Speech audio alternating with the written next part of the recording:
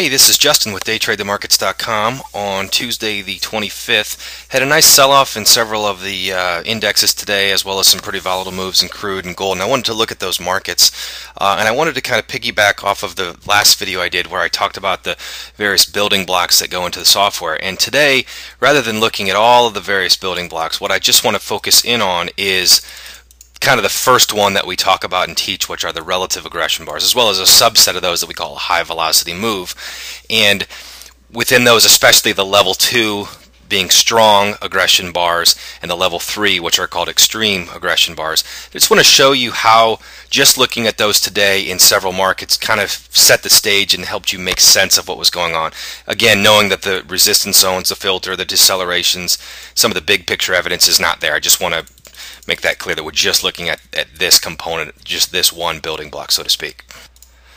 Okay, here is the E-mini S&P, and again, I've taken everything off of the chart except for the level 2 and level 3 aggression bars, the strong and the extreme aggression bars.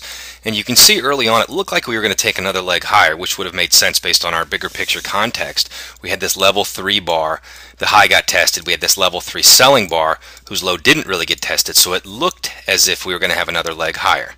Okay, however, around midday, at least on the East Coast, we started getting several level 2 selling bars that had followed through right away, a level 2 buying bar that got rejected, and here is the big move of the day, which was as we're breaking lower, making new lows, we had the level 3 selling aggression bar that had immediate follow through.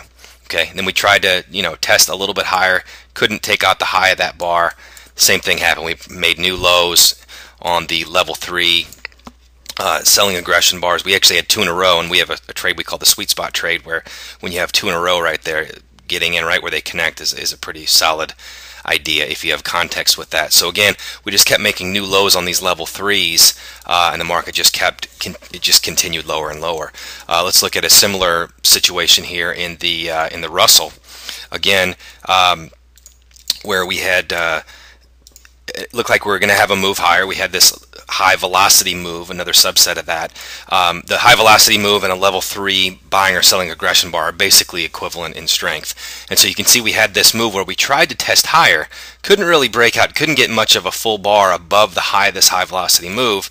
Then we started making new lows on these high velocity moves and these level 3s with follow through, and you could just see that that was just giving us clues that the market was the bears were really showing their claws, I guess, if you forgive the bad pun. Let's look at the mini Dow. Similar story. Attempted move higher. We start getting the extreme selling there. Extreme high velocity move, making new lows. The highs of those, certainly, that's what we monitor when we have one of these level 3 bars or high velocity moves. Can the high hold? That's our kind of our last barrier. You can see here when this one's high was tested right there, it just kept selling off. So that's the YM. Have a quick look at the crude oil. Pretty volatile market again. We tried to make a move higher, couldn't really even get couldn't even get a full bar above that level 3 buying aggression bar. And then you can see the low of this bar did not hold and was actually taken out with a level 2 bar. And then again, making new lows on these level 3s. It's just telling us that bears are strongly in control. And let's look at gold as well. Kind of the same deal, making new lows on level 3 bars. Pretty good indication, and it does the high hold.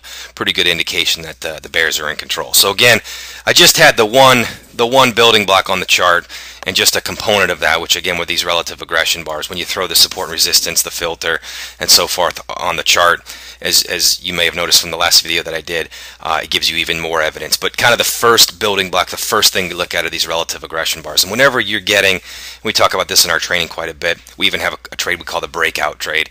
Whenever you're getting a level 3 or a high velocity move on the high or low of the day that has immediate follow through, it's a pretty good sign that market's poised for a takeoff one way or the other. So hopefully that makes some sense.